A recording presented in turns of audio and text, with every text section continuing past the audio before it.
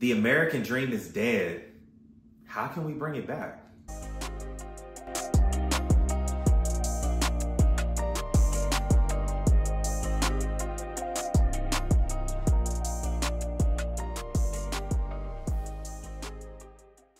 Welcome back to the channel, family. If you're new here, I'm Chris Perry. I'm a realtor licensed in Maryland and DC, and welcome to the channel. Make sure that you hit the subscribe button and share with anybody that you think could benefit from the video. So we're gonna jump in. I was reading an article today about how the American dream is dead. And they were essentially talking about how things, when it comes to buying a home, it's just not how it used to be. You know, I agree with the person. The American dream, if it's not dead, it's definitely on life support, because homes are a lot more expensive than they used to be in the 50s. You know, and talking to baby boomers and older generation, buying a home was just kind of what you did. You would settle down, you'd have a family, you would buy a home, you would build equity, you would pay it off eventually, and that could be, a lot of times, fund your retirement, would be through the purchase of real estate. And you have a lot of older folks now that talk about, buy a home if you're a millennial, buy a home. Well, a lot of people can't afford homes now. The average home in the Washington, D.C. metro area, last time I looked, was almost $400,000. And the wages from the 1950s, when baby boomers were really buying homes for super cheap, to now, hasn't actually improved very much. With inflation, I think they were saying that wages have actually kind of gone down.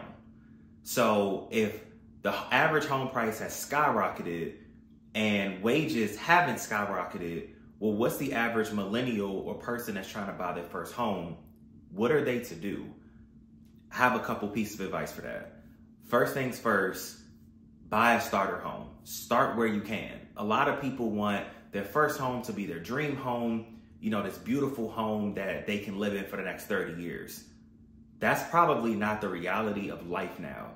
The main thing is to get in, get started, buy a home, let it build equity for you. Then you can sell it or rent it out and buy the next one that can fund your next it can fund your next property. For me, I'll give you an example for myself. I bought my first home around 25 years old.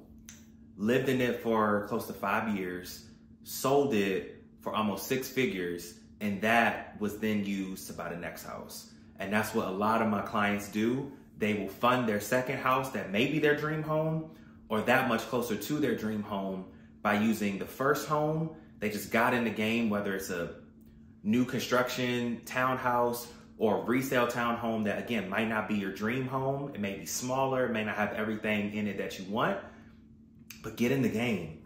Get your first home, let that then fuel the next home and the next home and the next home. You know, a lot of times these days, especially for millennials, real estate ownership isn't taught. It isn't preached the way it was for baby boomers and other generations.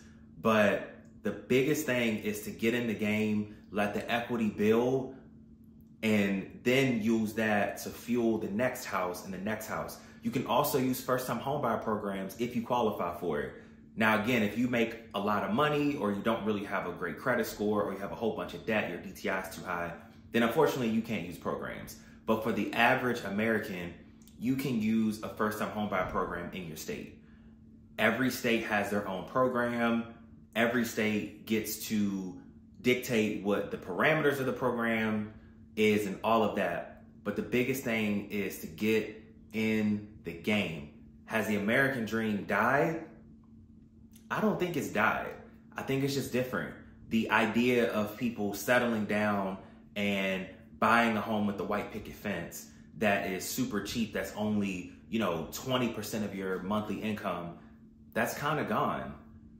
I think that you can still get the American dream if that's still your dream. I think the dream is just a little bit different now.